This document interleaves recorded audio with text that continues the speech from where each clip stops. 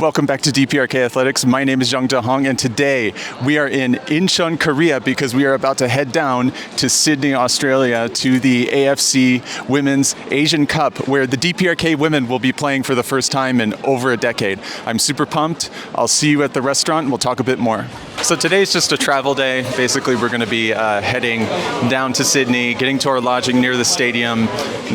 Might do something. I've had a pretty rough few months. It's been working on my thesis. It's been getting a bunch of articles out for publishing, so that's why there's not that many videos out on my channel, but we are getting back into the swing of things, and we should have a lot of excellent videos and insights for you as the DPRK women's team participates in the AFC Womens Asian Cup. This is the first time that they will be competing since 2010, so that's about 16 years absent from the competition, but they should be a contender to win.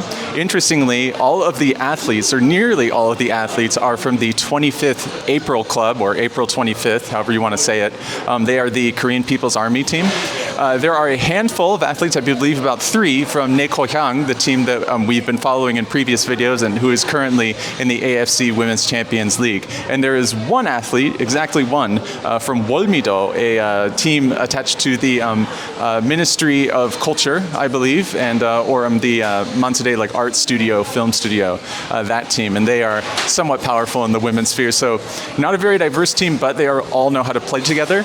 And it's kind of an interesting insight into how Komtang is actually a little bit of an underdog in their competition. But anyway, for now, I'm about to eat this Komtang.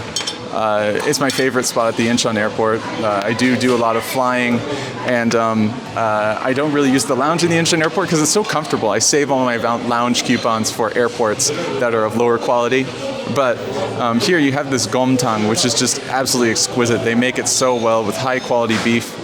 Basically, you just go to town and it melts in your mouth.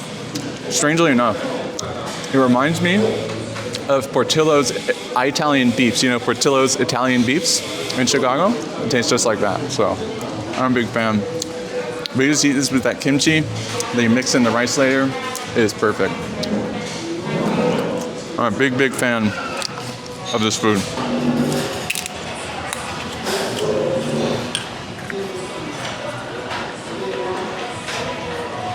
And of course, there's nothing better to wash it down with than a small glass of soju.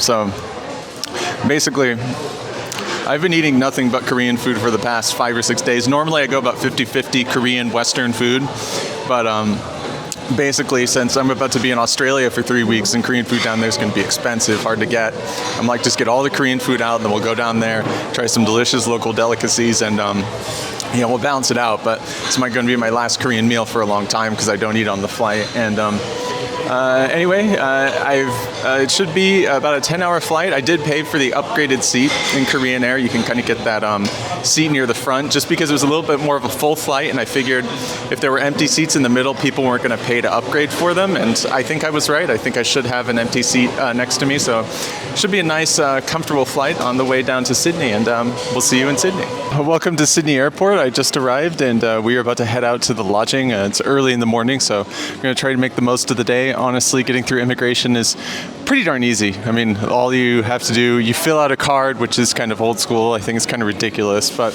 as long as you have your ETA, you put your passport on the scanner, they print you out a card, and then you hand it to the woman, and then you get to experience Australian small talk. I mean, in Korea, we do not small talk about anything, really, these types of transactions, but here it's all about the small talk, which is the same in Britain, the US, kind of most English-speaking areas. They like to do a lot of small talk, so it's a little bit different for me. I'm going to have to get used to it, but we're going to head out to the lodging and see what we can see in the city today. Yes, I'm out here in Parramatta Square.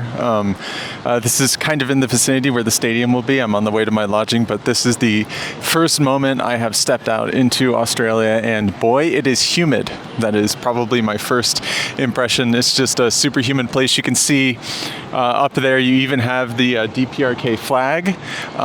It's a little bit of the AFC Women's Cup in Australia. They've got all the regalia out here, and it's just interesting. It's a very, very modern area. I think it's kind of out in the suburbs, but we'll discover more of it as we go along. So I'm here at the Westfield Parramatta. I believe that this is a bus station. Or no, it's a train station actually. But I went to the fish and chip store. I haven't eaten in about, a full day.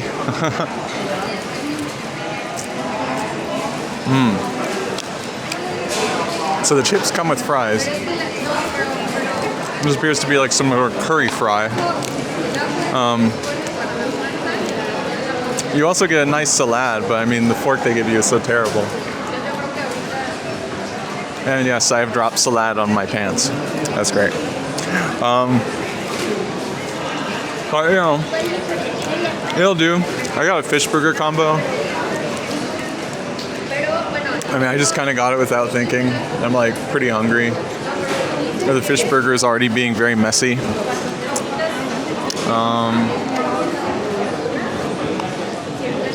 Oh, it's heavy. It's hefty too.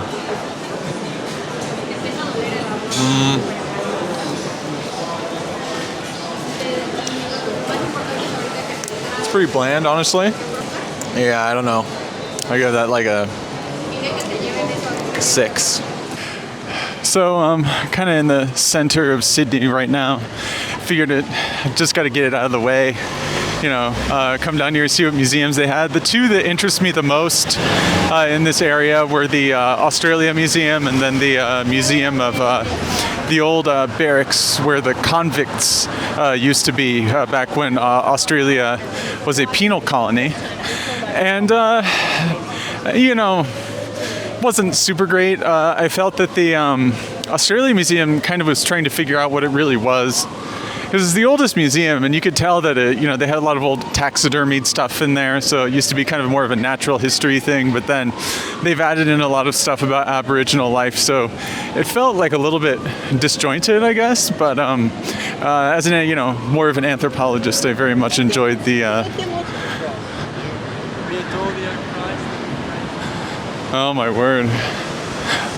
They're praying to end abortion over there. What is going on? There are people over there praying to end abortion? Okay. Well, that's terrible. Anyway. I'm, you know, the one about the convicts, I felt that it was cool that they were trying out this thing where it was like audio guide only, so there really wasn't much to read, but like, they had like 6 different languages, so, you know, it was kind of more accessible if you're not an English speaker. But on the other hand, it really was like kind of inconvenient because, you know, you have to be standing in a specific spot, and sometimes you just kind of want to sit. And like when I read, I can read as fast as I want, but if I'm like just listening, then I have to kind of stand there and listen, and you know, I just get tired of it. You know, I'm not a big audio tour person, and then sometimes you like walk out of the zone, and then you'd have to like reset where you're at. So I thought, cool concept, but holy shnikes, look at that! That is wild.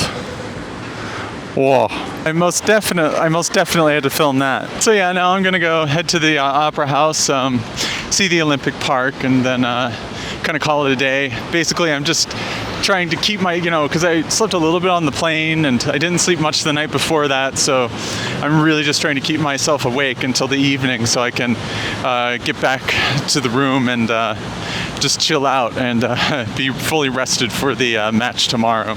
So I'm standing right by Accor Stadium, the former Olympic Stadium for the 2000 Sydney Olympics, and I just wanted to check out the area here and see the Olympic torch. But it's amazing to be in a place where the Olympics used to be. Yeah, so I've been to a lot of former Olympic areas, as well as the Olympic headquarters in Lausanne. I mean, the Olympics, you know, it's really cool to see everybody come together for sports, but of course it's not entirely divorced from politics. So, you know, the Olympics, it's got a very mixed legacy, but it's still always cool to be kind of on that historic ground just because of, you know, how much this competition means to the competitors and the fans. So, yeah, it's cool to be here. Let's check out the old torch. So here at the base of the cauldron, you can kind of see that they've got like a ton of names of medalists kind of carved down in there, and then as you look up, you can see the cauldron itself. I assume that the flame was kind of in the center there, but super cool upshot. Almost reminds me of like a children's playground or something. But yeah, I mean, this is a very cool, very historic place. And you can see they have the Greek inscriptions down there, which, you know, it's all Greek to me, so I can't read it. Classic saying. Well, yeah, and so, you know, you have various other venues that may or may not have been used at the time. There's a stadium over there, over there, over there, over there. I think you got like 4 stadiums in the vicinity, so really a whole sporting complex. I mean, I see that a lot in Korea, but I don't necessarily see that a lot in the West. But, you know, hey, maybe Australia is different. They're learning from East Asia a bit more. Anyway, that about does it for me from here. I just kind of wanted to see the cauldron, and I am super exhausted, so I'm going to head to the store, pick up something to eat, and head back to the lodging. And it has been an absolutely crazy day here. When I was at the supermarket, I got contacted by the coach, Lee Min-kyo, who is the coach of the DPRK deaf football team, despite being from the ROK. But he is apparently with the team right now in the hotel, so I don't know how that's going to turn out. In the meantime, he wanted to meet today, but timing wasn't right. It would have taken him like 40 minutes to walk to my place. So instead, we're going to meet tomorrow at the match. So it will be a very exciting day tomorrow. In the meantime, I am so exhausted. You can see I got rained on today. Everything is just topsy-turvy, but I got myself a nice Australian pepperoni pizza, Romano's. Really thick crust, as you can see. That pepperoni is thick. Very salty. Woo! It's been too long since I've been in the West and had a truly salty. I mean, that is salty. I'm so used to Korean food. I swear. Wow. I think this is gonna be good. I guess it's just not to my taste, because, like, no, I think it's pretty good. This is a solid 8.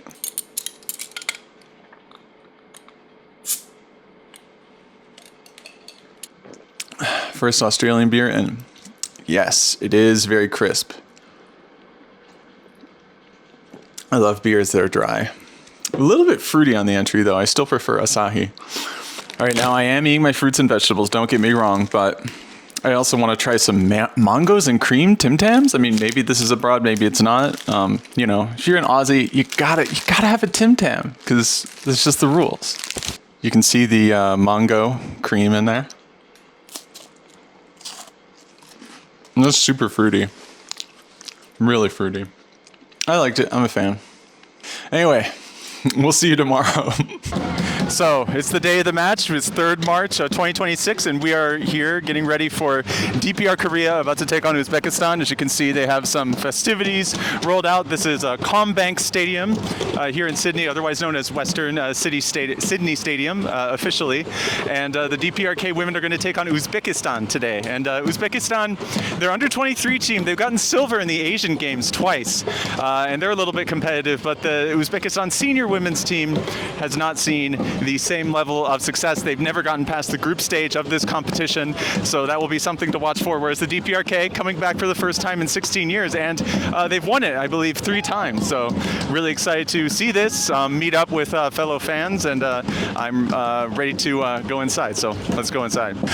All right, we made it here to the stadium. The team's practicing. As you can see, I got a hat. Let's get to the seat. And I can confirm this is a liquor-free event. No alcohol. So take me back to Laos. I miss my beer Lao. So the tension is palpable before the start. We'll just give you a quick view of the surrounds. It's looking great. I'm super excited. They got the sound system in here. I'm hyped. The first half was an absolute shambles. The DPRK basically just destroyed their opponents. They had a goal very early on. They got 2 other goals through penalties, but after the second goal, Uzbekistan basically put all of their defenders in front of the goal, and it was barely even a match. There were lots of injuries. It was a big brouhaha. There was even a yellow card, and there were so many injuries that there were 10 minutes of extra time. The most I've ever seen in person is 9. I know it's not a world record or anything, but it's a very kind of slog it out match. I'm actually sitting here with a delegation of people who appear to be kind of a mix. They're ethnically Korean, but they're cheering for the team. I met actually a reverend who works with the Pyongyang University of Technology, so it was an honor to meet him. And we are basically just going to head into a half. It's 3-0. It's not going to be very competitive. Not much of a second half to speak of. It's just lots of injuries and things like that, and just powering through it. It was the least tense half of football I've ever seen. I mean, like that. It was really just a cut and dry set game. They were just kind of playing it out. But you know, had a good time here. Fun time. Yeah. So I think this is where the vlog is going to end. We are here at Daddi's Kitchen. It is a Indian restaurant here in Parramatta near the stadium. And the atmosphere is just so different at the stadium this time. Basically, you know, because you have these two groups. One of the groups that I met was led by this reverend, a doctor named Kim Ho-nam, and he works at the Pyongyang University of Technology, or he has worked there sometimes. He's also a reverend, and he's a graduate from the University of Sydney studying ancient Korean religions. And he has had a relationship with the DPRK for 20 years. He started organizing cheering groups for them during the 2000 Olympics in Sydney, so 26 years, actually. And he was also there as recently as 2023, so even after COVID. So those internal connections really did something. And apparently he was discussing the new unification policy that they have. And then you have another group of, so that was one group. And then, you know, he also works with Lee Min-kyo, the coach of the DPRK deaf football team. And then you also have I think there was someone else in the organization who worked with the disabled in Korea. So they're all very well connected. And then you had a group of people connected to them. Then you had another group of Koreans who came in wearing unification shirts. Now, I think that they're different because they didn't seem to communicate at all. But these unification Koreans, I think if they knew what they were doing, they wouldn't be wearing the unification shirts. I'm surprised that they were let into the stadium. I think that the stadium officials just didn't know that it was so political to wear those shirts. But interestingly enough, the players came and greeted us because I was sitting with the Reverend Doctor and all of these people who were well connected, and I wasn't sitting with the unification people. The players came and bowed to us, but they didn't go bow to the other people. So I think that that's kind of reflects just how unification is just not a you can't do that. I mean, you can, but I mean, it's just like the DPRK regime kind of rejects unification wholly, but they communicate with Koreans, I think, that they have prior relationship and trust with. That whole thing has been super apparent to me, and they appear to have like a really strong connection with the football team. And also, it's just a little bit different because, I can understand what all the fans around me are saying because it's Australia. They're speaking English, and, I can't understand what Laotian fans are saying or Myanmarian fans.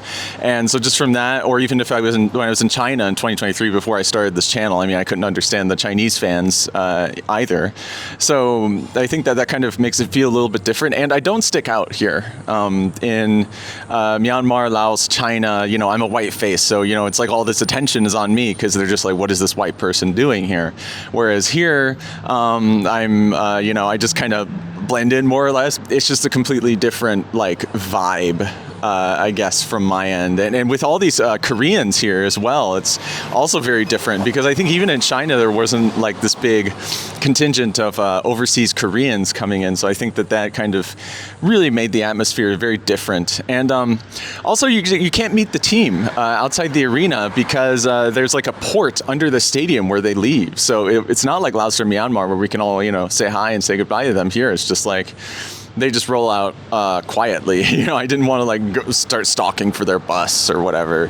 So it's just a little bit more sterile out here. It's just this is the West. Everything's developed. Everything's kind of safe and orderly. But I mean, it was just a weird game, a weird day.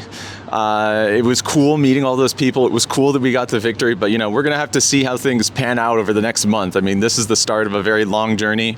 We're going to be filming the entire thing here for you on DPRK Athletics, and to kind of close things out, this is the kali dal. Here, this is the kali dal.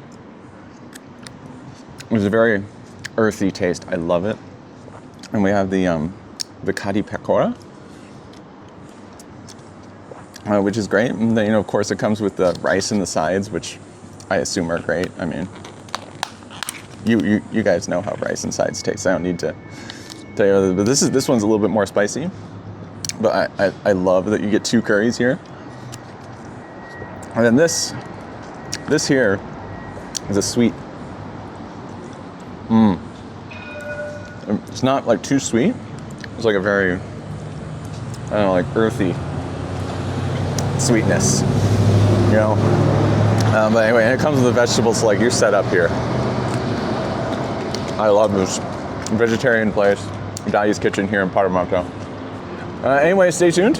We'll be back here on Friday for the next match against Bangladesh, and I look forward to seeing you then.